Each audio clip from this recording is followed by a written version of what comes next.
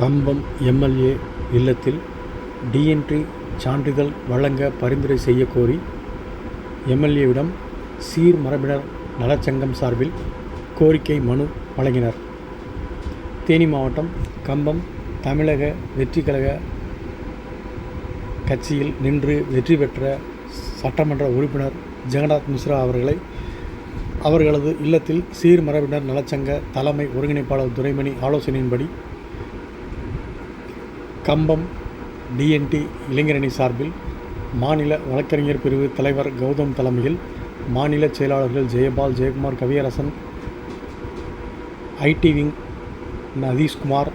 தேனி மாவட்ட மகளிர் அணி தலைவி விஜயலட்சுமி உள்ளிட்ட ஏராளமானோர் சீர்மரபினர் நலச்சங்கம் சார்பில் சீர்மரபினர் நலச்சங்கத்தினருக்காக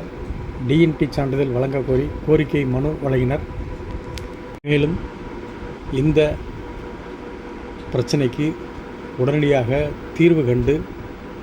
2 கோடி டிஎன்டி மக்களின் நீண்ட நாள் கோரிக்கையை